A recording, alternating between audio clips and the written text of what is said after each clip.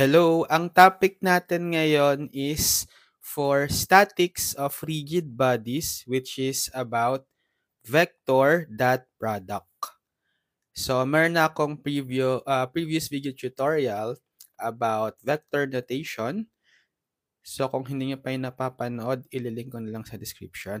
So, diniscuss natin doon sa vector notation kung paano maghanap ng vector given 2 points, paano maghanap ng magnitude ng vectors, at paano maghanap ng unit vectors in the same direction as a specific vector.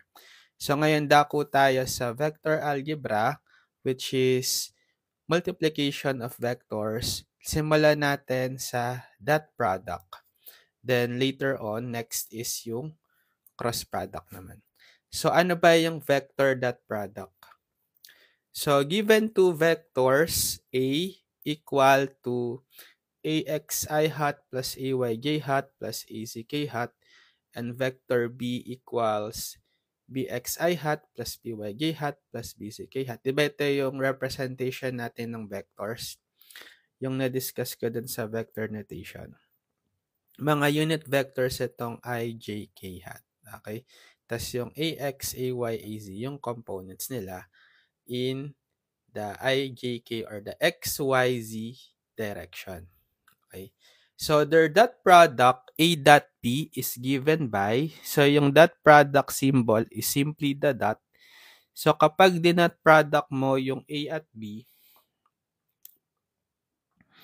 ang value niyan is equal to the magnitude ng A times the magnitude ng B times the cosine theta, where theta is the angle between A and B, acute angle. Okay, so itong formula natin for cross product.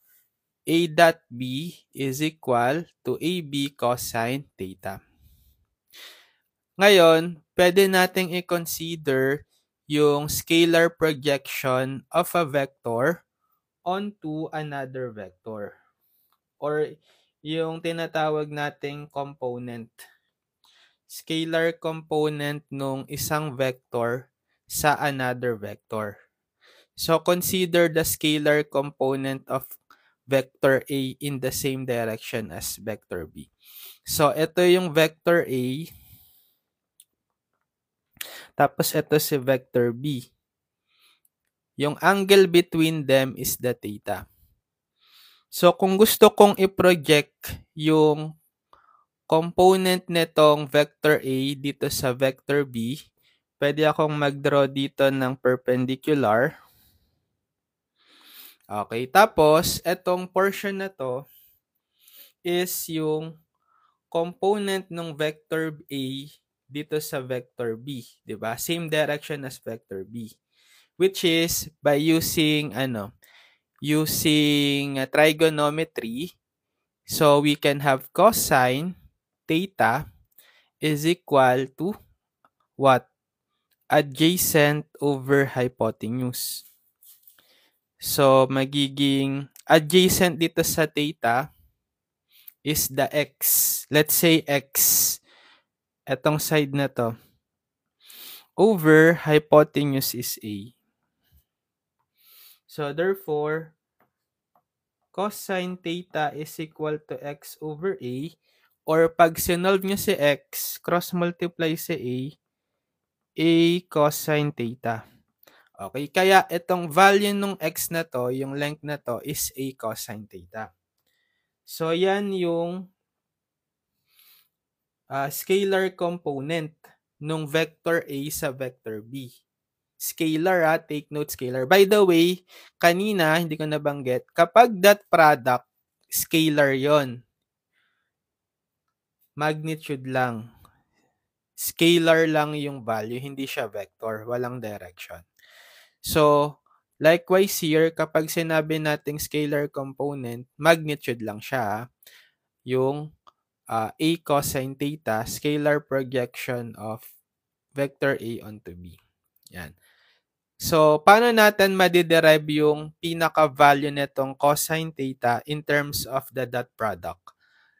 'Di ba? Yung dot product from the definition above, it is equal to AB cosine theta.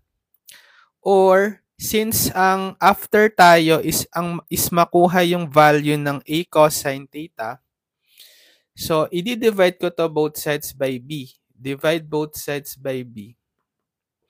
So mangyayari, makakancel dito si B. Masosolve na natin yung A cosine theta. Tapos yung left side, magkakaroon siya ng over B. So ito yung value nung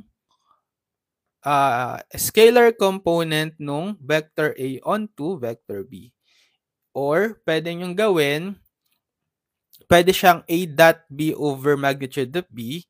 Or kung pagsasamahin nyo to, yung vector B divided by its magnitude, so magiging A vector A dotted with vector B over magnitude. And we know that from the previous lesson in vector notation, discuss ko sa previous video, link on the description, panoorin nyo. Diba it is the unit vector. Kapag you divide a vector by its magnitude, it is the unit vector in the same direction as B. Okay? So therefore, kapag hinanap nyo pala yung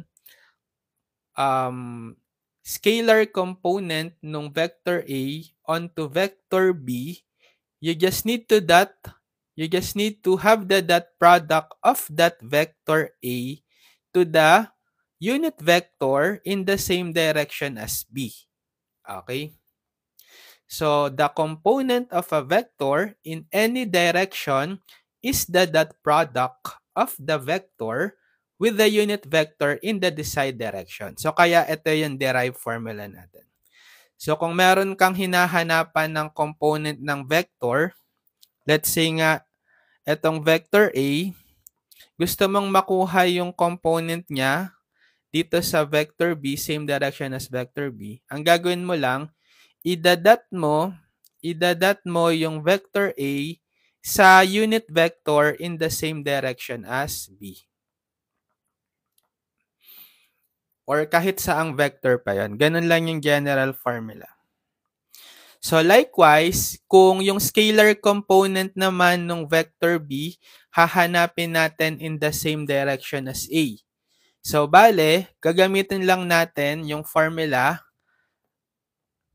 'Di ba? Kapag component, scalar component ng vector, okay, cosine theta yung ginagamit. But this time, since yung B yung hinahanapan natin ng vector, ng scalar component dun sa A, magnitude ni B ngayon ang gagamitin nyo. B cosine theta. Kanina, A cosine theta, di ba? Ngayon, baliktad. Tapos, ang gagawin nyo naman sa dot product, instead na i-divide nyo both sides by B kanina, ngayon, di ba may A to? Originally, dot product. I-divide nyo ngayon by A. Okay? So, kaya ang magiging value ng component of vector B in the same direction as A is ito. Or, kapag ginroup nyo to, yung A, vector A divided by its magnitude, so dotted with B, pwede nyong isulat yung vector A divided by the magnitude as also the unit vector in the same direction of A dotted with B. So, kaya generic yung formula na kapag hinahanap nyo yung scalar component ng isang vector sa another vector, ida-dot product nyo lang yung pinaka-given vector na yun dun sa unit vector ng desired direction. Okay?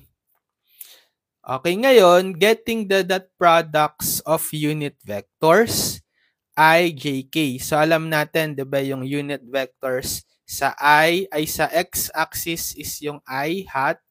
Yung unit vector sa Z ay sa y-axis is yung j hat. And yung unit vector sa z-axis is yung k hat. So, pag nag-draw kayo dyan ng rectangular coordinate system, so, y, x, z, ito si j hat, ito si I hat, ito si k hat. Which are mga perpendicular yan sa isa't isa. 90 degree to each other.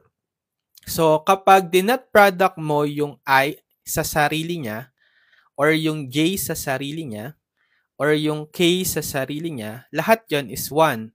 Using the formula A dot B is equal to magnitude product ng magnitude cosine theta. Bakit? Kasi ang magnitude lang pareho nila is 1 kasi unit vector, 'di ba? 1 times 1 tapos cosine ng theta, kapag dinat mo yung sarili niya ay yung I sa sarili niya, syempre yung angle between them is 0 kasi same vector sila.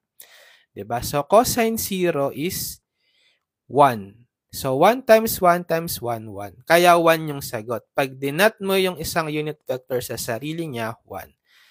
Pero kapag perpendicular to each other ang dinat nyo, let's say, I dinat mo kay J, di ba 90 degree yon? Ito si I, ito si J, 90 degree. Yung J dinat mo kay K, ito yon, 90 degree sila. Or si K dinat mo kay I, ito yung angle between them, 90 degree. Magsi-zero. Kasi, so using uli yung formula, magnitude, product ng magnitude, pareho lang naman silang 1. Cosine theta, yung angle between them is 90. Cosine 90 is 0, di ba? So kaya, 1 times 0, 0. So ang dot product ng I to J is equal sa dot product ng J to K, K to I, 0. Pwede rin tong commutative, pagbalik ta rin nyo. Yung order ng pag-dot product. So, equal din tong I dot J sa J dot I, J dot K equal din sa K dot J, and K dot I equal sa I dot K. 0 din yan. Ayun, ito nga yung properties of that product. Oh. Commutative. Commutative yung dot product. Ibig sabihin, the order in which you dot product the vectors doesn't affect the result. So, kung inuna nyong dinat product yung A by B, equal din yon sa pag inuna nyong dinat product yung B by A. Next, associative. So, associative naman, kapag let's say meron kang scalar M multiplied by vector A dotted with vector scalar N multiplied with vector B, pwede nyong i-arrange yung order. So, pwedeng unahin nyo munang i-multiply yung N, M and N, tapos times the dot product ng A and B.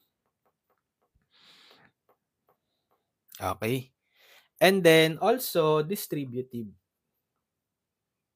So, parang sa real number, diba? Distributive property, pwede nyong i-distribute ito. So, if we have C dot by the sum of vector A plus vector B, pwede nyong i-distribute itong C. Magiging C dot A plus C dot B. Okay. Yun yung distributive. Parang sa real numbers. So, paano kapag ang given sa atin is yung mga specific vectors nga na merong AX, AY, AZ, BX, BY, BZ. Okay, vector A and vector B. Tapos dinat product. Pwede nyong i-apply yung properties above dito. Para maging, so idadot product natin tong A tsaka B. So, substitute nyo yung value ng vector A, ito, dot with vector B, ito. So, di ba by distributive property, pwede nyo ngayon niyang i-distribute or i-multiply each term. So, ito muna, ito, multiply nyo. So, magiging ito, AXI hat times BXI hat, ito. Okay. Arrange nyo lang, unahin nyo yung mga scalars, AX, BX, tapos yung mga unit vectors, I dot I. Next, ito naman. So, AXI hat times BYJ hat. So, magiging AX times BY, tapos I dot J. Plus, ito naman. AX I hat times BZ K hat. So, multiply nyo yung scalars, yung AX times BZ, tas yung unit vectors I dot K hat. So, tapos ka na kay AX. Ito naman, si AY plus, so AY J hat times BX I hat. So, magiging AY BX J hat dot I hat. Next, ito naman. So, AJ dot with BYJ. So, magiging AYBY tapos J dot J. Next, si AYJ hat dot with BZK hat. So, magiging plus AYBZ tapos J hat dot K hat. So, tapos ka na kay AYJ hat, si ano na, si AZK hat naman. Last term na to. Distribute. So, plus AZBX, okay, times K hat dot I hat. Next, ito naman, AZBY times K hat dot J hat. Then last, ito, plus AZBZ times K hat dot K hat. Yan. Tapos, saka nyo apply to. Yung mga formula na to, okay, yung dot products ng mga unit vectors. So, ang matitira lang talaga dito is yung may mga dot product na unit vector sa sarili nila. Tulad nito, ni I.I, ni J.J, tsaka ni K.K. Kasi ang unit vector, ang dot product ng unit vector with itself is equal to 1. Pero kapag yung mga 90 degrees of each other na, so 1 yung mga product nito. Tulad nito, yung mga 90 degrees yung angle between them na unit vector, 0 yan. 0, 0, 0, 0, 0. So, ito lang matitira. So, AX, BX, tapos I hat dot I hat is 1 eh. So, wag nyo nang isulat. Plus, ito, AY, BY, tapos J hat times J hat is 1. So, wag nyo nang isulat yung 1. Plus, ito, AZ, BZ, times K hat dot K hat is 1. So, times 1 lang yan. Wag nyo nang isulat. So, ito yung derived formula. Yan, dinerive lang natin para alam nyo kung bakit ang dot product ng dalawang vectors is the dot product of two vectors is equal to the sum of the products of their respective scalar component. So, i-multiply nyo lang yung mga scalar components for each respective unit vector, then add all of them. So, this is for X, this is for Y, and this is for Z. Yan lang yung shortcut formula for that product. As a consequence, so kapag dinat mo yung A sa sarili niya, hindi siya unit vector 'Di ba? Kapag pareho yung component natin na pareho yung vector na dinadat, pareho yung AX nila, pareho yung AY tsaka AZ. By formula, ang dot product is AX times BX. Yung isang vector na to is A uli. So, bali times mo siya sa AX. Kasi same value dito sa A. Dito rin, so AY times AY plus AZ.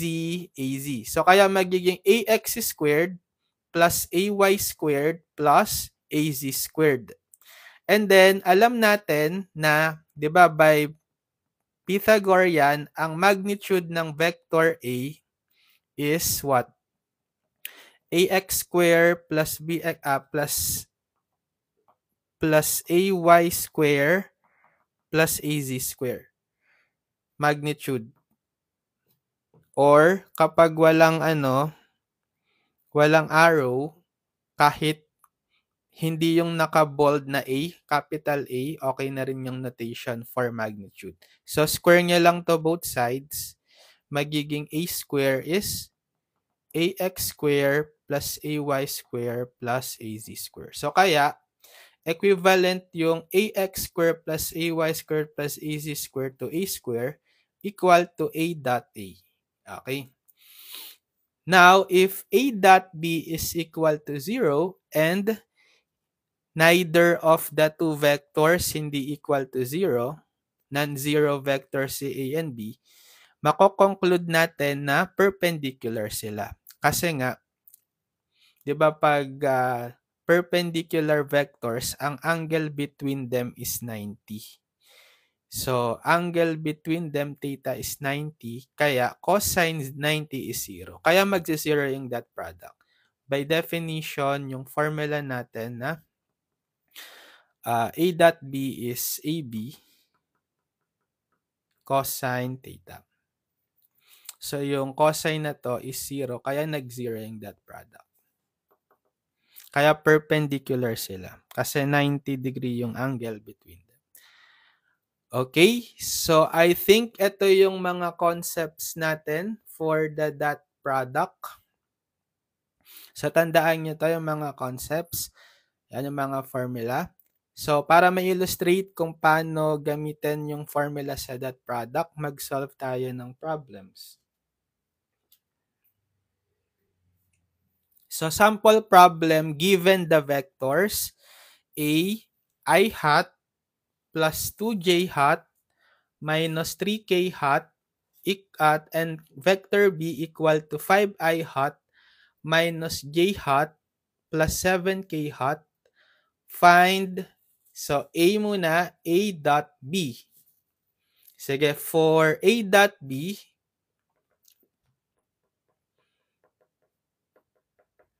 so idadat nyo tong dalawa.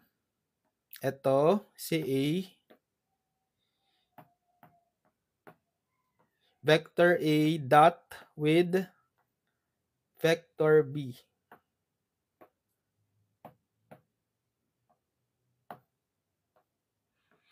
So, ang formula, i-multiply nyo lang yung mga coefficients or yung mga components, corresponding components sa x, sa y, tsaka sa z. Multiply nyo, tapos add. So, for x, 1 times 5, then plus sa y or sa j, 2 times negative 1, then plus sa z, negative 3 times 7. Okay, and then you can input that in your calculus. So, 1 times 5, 1 times 5 plus 2 times negative 1 plus negative 3 times 7. Negative 18. So, pwede nyo rin gamitin yung calculus nyo. Vector mode to check. So, shift vector 8. Tapos, mag-i-input kayo. So, sa vector A muna tayo, 1. Then, dahil tayo, ijk, tatlo yung components, 1, 3. Input nyo dun sa vector A yung mga components niya, x, y, z. So, 1, 2, negative 3. 1 equal to negative 3. Okay. AC. Tapos, shift 5, dim 1. Mag-i-input ulit tayo ng pangalawang vector. Vector B naman, 2. Tapos, 1 din for 3 components. Input nyo naman yung vector B. Yung components niya sa x, y, z, 5, negative 1, 7. 5, negative 1, 7. Then, AC. Tapos, ang gagawin nyo, shift vector, yung dot product nila, no? So, 3. Diba, vector A. Tapos, shift 5, dot. 7. And then shift 5, B. So CB is 4. Negative 18. Okay, next. Unit vector in the same direction as B. So, di ba kapag unit vector in the same direction as B, ano yun? Ang formula natin sa previous lesson, di ba, yung pinaka-vector B divided by the magnitude ng vector B.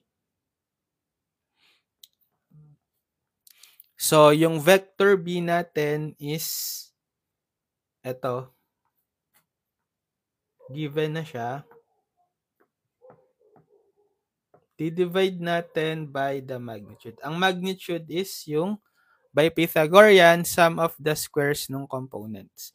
So, square root ng 5 square plus negative 1 square plus 7 square. So, ilan yon? Square root ng 5 square plus negative 1 square plus 7 square. 5 square root of 3. So, we have 5i hat minus j hat plus 7k hat divided by 5 square root of 3. Okay, so pwedeng yung i-distribute kung gusto nyo. Or pwedeng ganito na lang din naman. Kung gusto nyo naka-decimal, i-distribute nyo. Tapos kuhain nyo yung specific value.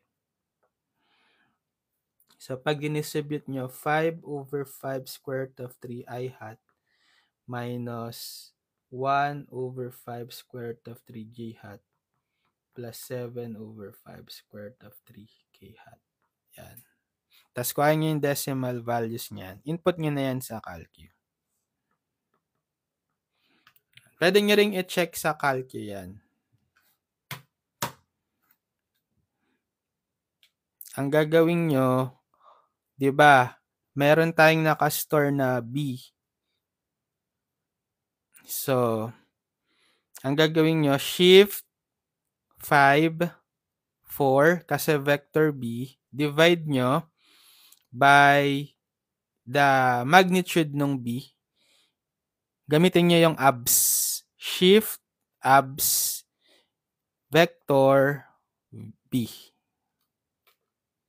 Yan, decimal makukuha nyo. Approximately 0.5774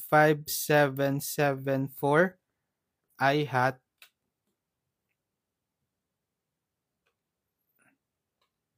minus 0.1155 J hat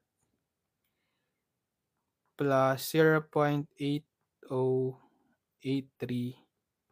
K hat. Check nyo kung magtatali. 5 over 5 square root of 3. Yan, 0.5774, tama. Ito naman, negative 1. Okay, negative 0.1155, correct. Tapos ito, 7.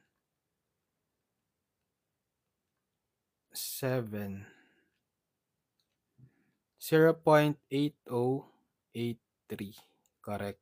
Tama. Nagtali. Ito yung sagot sa B. Next. The scalar component of A in the same direction as B. So, anong formula kapag hahanapin yung scalar component ng A sa B? Diba? A cos theta yon.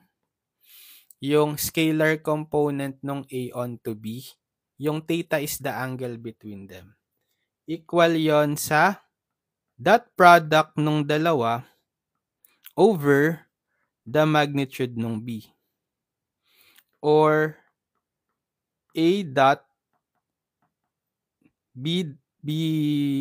vector B over magnitude ng B. So, magiging A dot unit vector. Unit vector in the same direction of B. So, kahit ano dito, pwede nyo gamitin.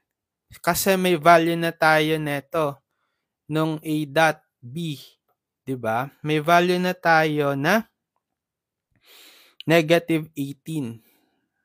So, negative 18 divided by yung magnitude ng B. Anong nakuha nating magnitude ng B? 5 square root of 3. Yan. Or, ilan yan? Negative 18 over 5 square root of 3. Ito yung other form niya, exact form, negative 6 square root of 3 over 5. In decimal, approximately negative 2.078.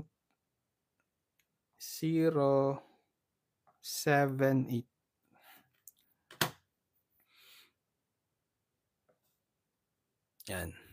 Scalar component nung A sa B. Next, paano yung angle between vector A and B? So, 'di ba? Meron tayong, so this is A, lagyan natin ng letter B, C, D. So, hanapin natin yung theta, angle between them. So, yung dot product, ang formula is A dot B is magnitude ng A times magnitude ng B cosine theta. Solve natin tong theta, divide ko both sides by AB. So, magiging cosine theta is equal to A dot B over AB. So, i-inverse cosine natin. So, therefore, theta is equal to R cosine or inverse cosine netong A dot B over AB. Meron na tayong dot. Dot product ng A and B equal to negative 18, di ba? Substitute nyo na lang. Wala pa tayong magnitude ng A, so square root ng, so si A kasi natin, ang value niya is, eto, 1, 2, negative 3. So ano yung magnitude ng 1, 2, negative 3? Eto si A, di ba? Pythagorean, square root ng sum of squares ng component, 1 square plus 2 square plus negative 3 square. Then times, yung magnitude ni B, alam na natin yun kanina, 5 square root of 3. So, times 5 square root. Input nyo na lang yan sa calcu. So, in degree mode tayo. Shift setup 3. So, inverse cosine ng negative 18 over square root ng 1 square plus 2 square plus negative 3 square magnitude ng A tas sa labas times magnitude ng B 5 square root of 3. Press equal. Okay, ito yung value. Approximately theta is 123.74 na lang.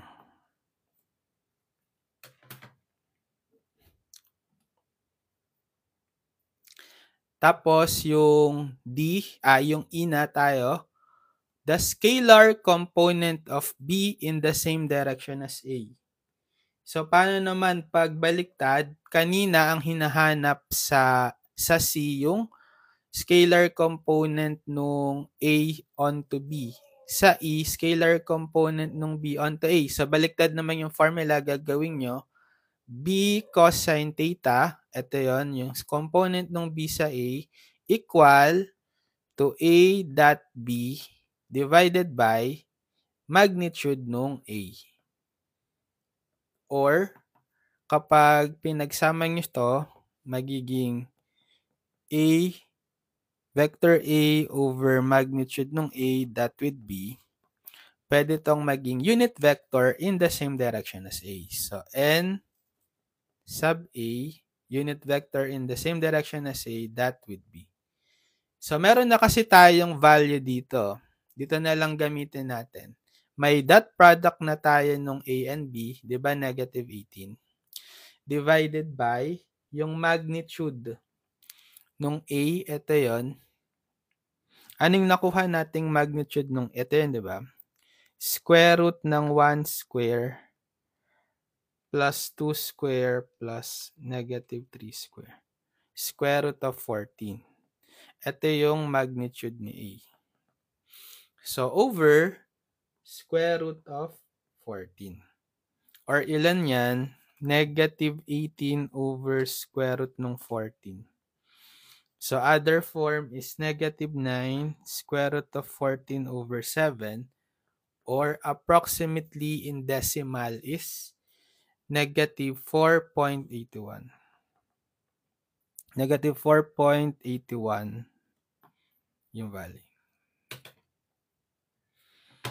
Okay, so yon yung paghanap ng mga dot product, angle between two vectors, unit vectors in the same direction as a vector, and yung mga scalar component of a vector to another vector.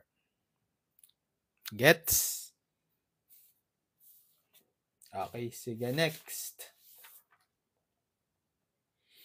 May problem ako dito. Number 2 na to.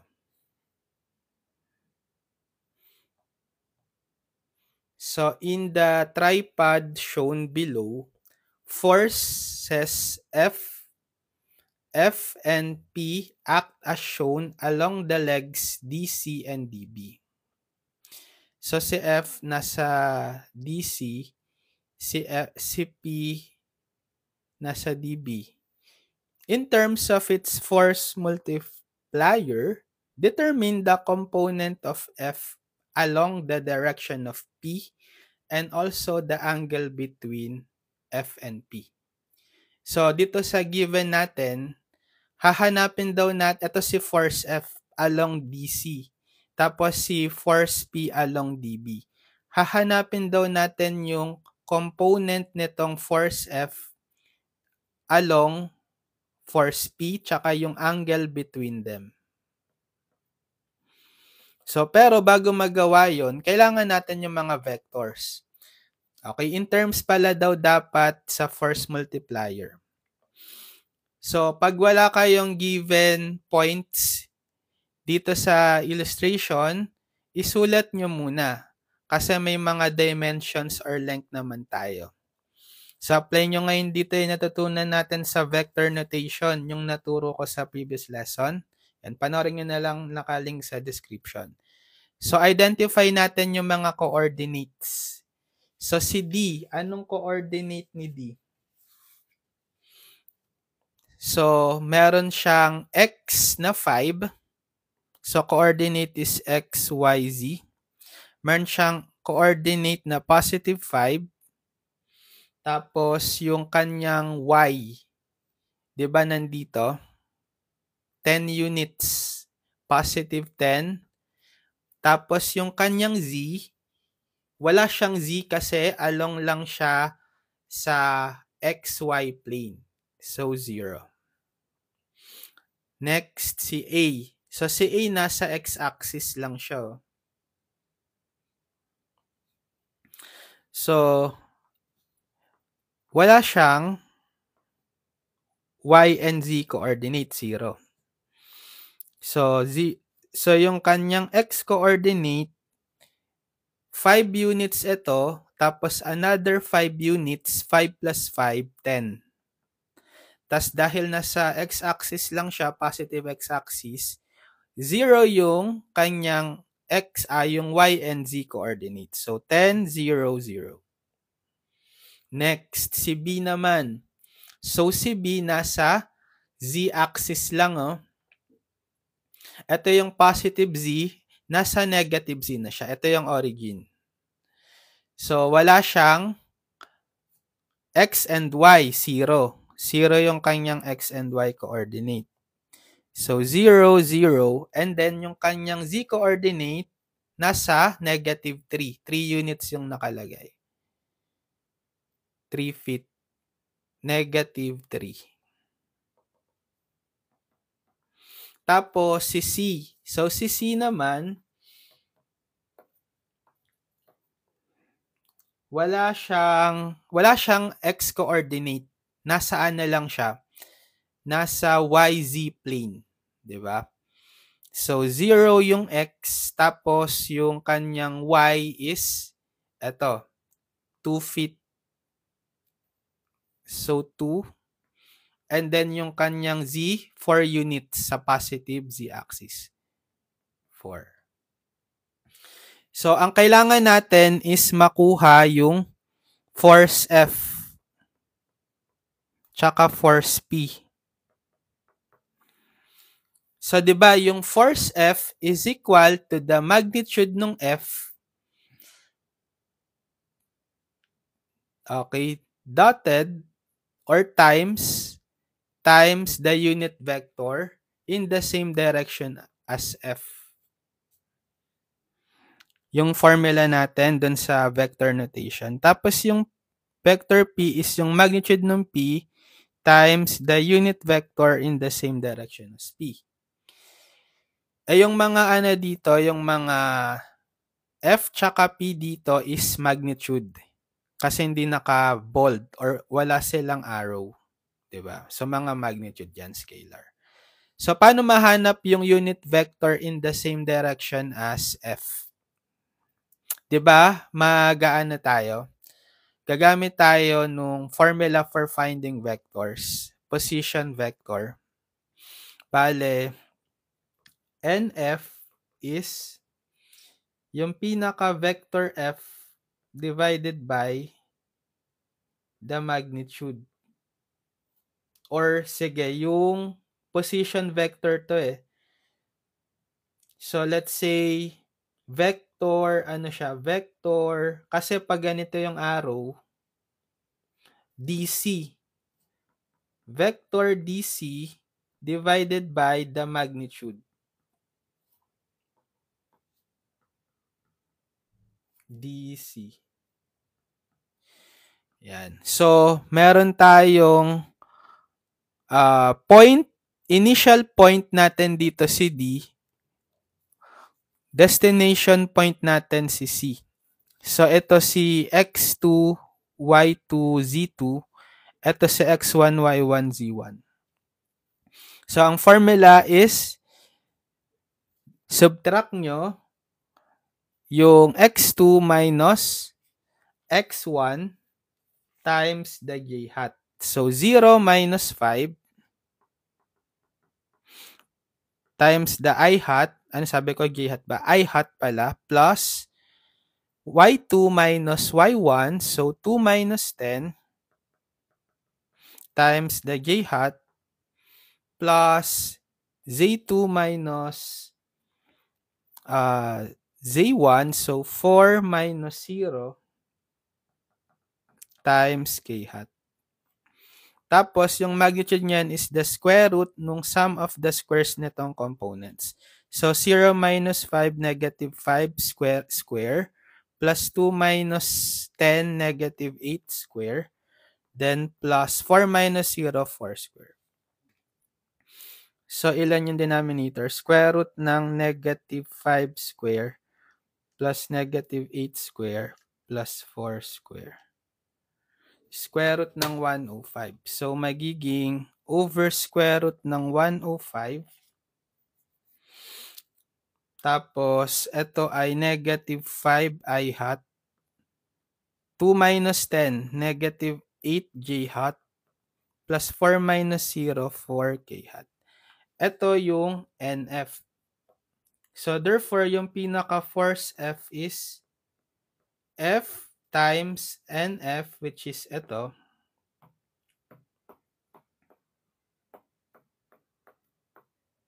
Okay, pero in terms of force multiplier Fm, 'di ba we have F over D is equal to Fm. So ito yung magnitude ng F. Ito yung D. yung magnitude ng distance vector. So therefore, ito palang f over square root ng 105 is equal to Fm. Diba? So magiging F is F over square root ng 105 times negative 5i hat minus 8j hat plus 4k hat. So, pwede nyo itong palitan ng Fm. Kasi equal yan.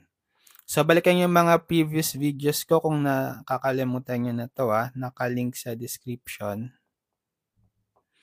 So, ito yung Fm in terms of force multiplier.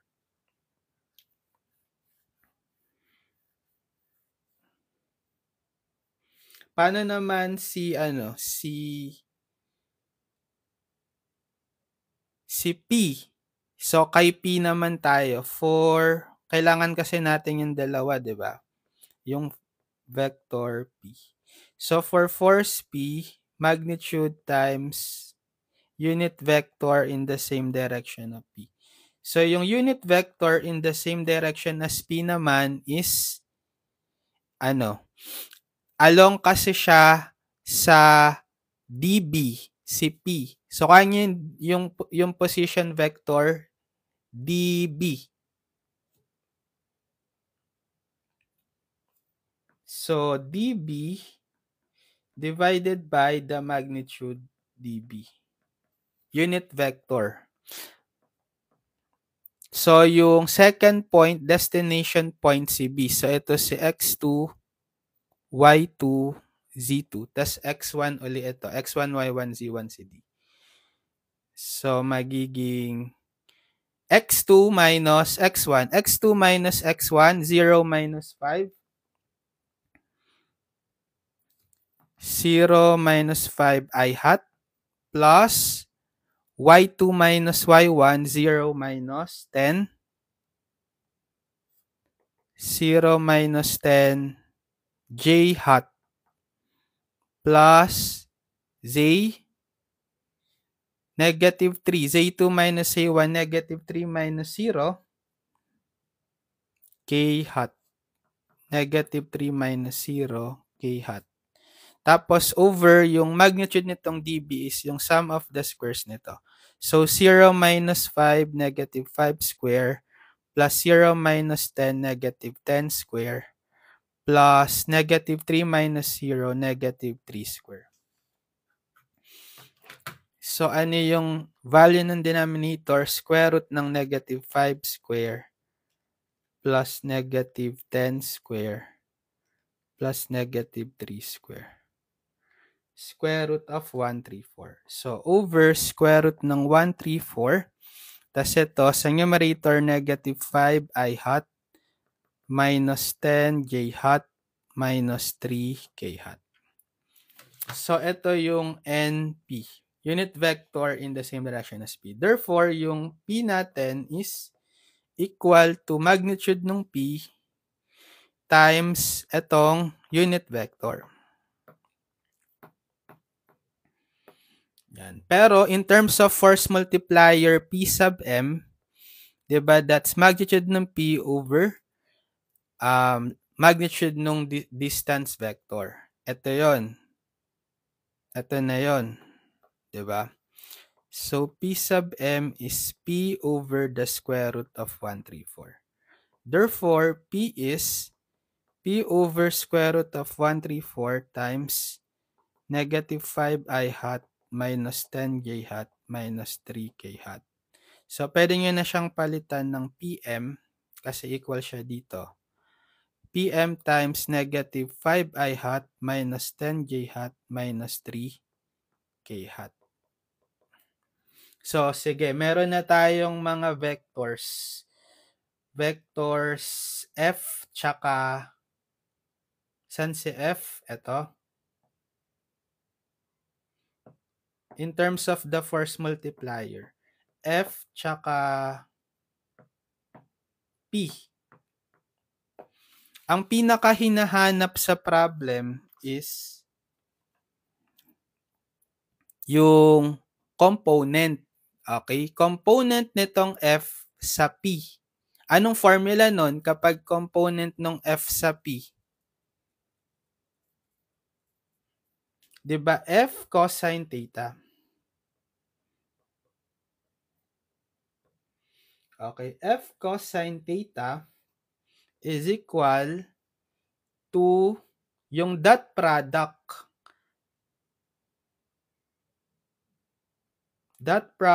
nung F dot P over P, magnitude nung P, or F dot with vector P over magnitude nung P. So, ito yung unit vector in the same direction as P, or yung NP, right? So, F dot with NP. So, meron tayong F. May force F tayo. Ito.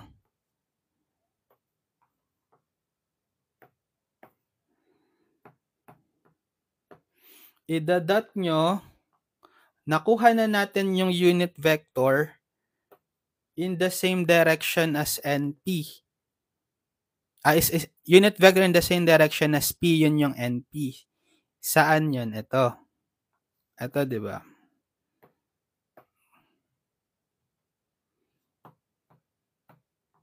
Ay, mali yung nakopy.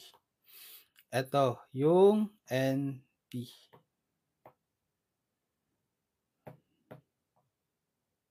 Yan. So, yan na yung value natin. So, idadot nyo to ngayon. Etong dalawa. Bale, constant tong FM tsaka square root of 134. Kahit ilabas nyo na lang muna, FM over square root ng 134. Labas nyo sa dot product nitong dalawa. Negative 5i hat minus 8j hat plus 4k hat dotted with negative 5i hat minus 10j hat minus 3k hat. So, magiging FM over square root ng 134. Anong formula kapag dot? I-multiply nyo lang yung mga corresponding components tapos add. So, negative 5 times negative 5 plus sa y naman sa j, negative 8 times negative 10. Then plus sa z component 4 times negative 3. So, ilan to? Negative 5. Negative 5. Ay, mali. Negative 5 times negative 5 plus negative 8 times negative 10 plus 4 times negative 3. 93.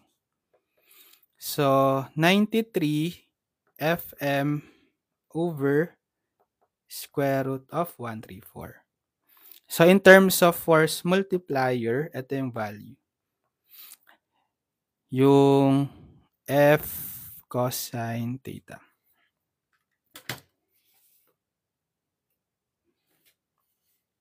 Tapos, next is yung angle. Yung angle between the two. Diba? And the angle between F and P.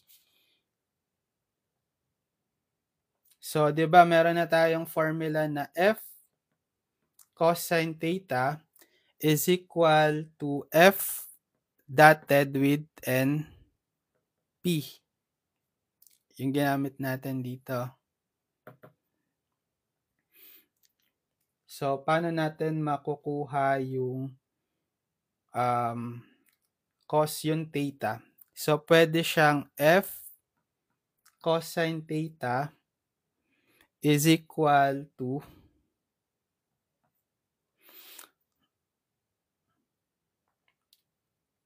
ito kasi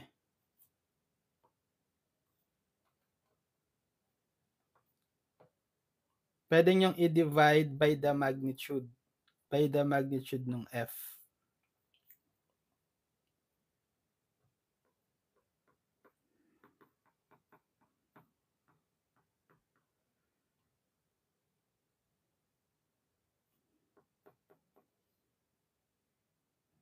Or pwede din naman kasi 'di ba yung F is equal to 'di ba F is equal to Fm square root ng 105. Cross multiply nyo dito. So magiging pwede nyong ipalit kay F is Fm square root ng 105 cosine theta. Okay. So hindi ko na dinivide by F. Tapos alam nyo na to, yung value na to. Yan yung projection. Yung scalar projection or component ng F sa P, which is ang nakuha natin is 93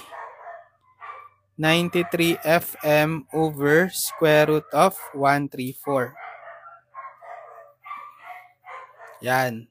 So makakancel itong Fm, magiging cosine theta square root of 105 cosine theta equals 93 over square root ng 134. Cross multiply nyo na lang dito si square root ng 105. So 93 over square root ng 134 times square root of 105. And then kuhain nyo yung inverse cosine. Inverse cosine ng 93 over square root ng 134 times square root ng 105. Anong makukuha natin? Sa nakadegree arc cos ng 93 over square root ng 134 times square root ng 105. Approximately 38.37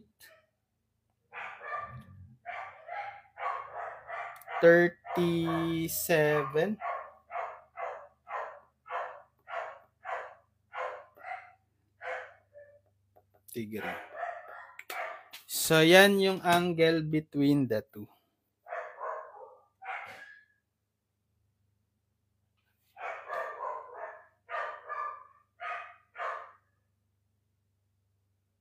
Okay, so siguro hanggang dito muna yung lesson natin for that product. So, sana may natutunan kayo. Magkakaroon pa tayo ng part 2 para mas ma-expose pa kayo sa more problems dito sa topic na dot product. So, abangan nyo lang yung next video tutorial natin for this topic, dot product. Follow lang kayo sa aking account para mananotify pag may video tutorial tayo next time. And subscribe na rin kayo sa ating YouTube channel, Engineered Math. So, ililink ko na lang sa description yung mga past video tutorials natin. Pati yung pinaka-playlist natin for statics of rigid bodies para mapanood nyo lahat ng mga video tutorials natin simula sa una hanggang last lesson para meron kayong video playlist guide from our YouTube channel for your whole course or subject, statics of rigid bodies. So good luck sa mga nagtitake ng engineering mechanics statics, kayang-kaya nyo yan, aral lang lagi mabuti. Practice lang mag-solve ng maraming problems and panoorin nyo lang yung mga video tutorials ko sa YouTube. Okay, see you on my next video tutorial. God bless everyone. Bye-bye.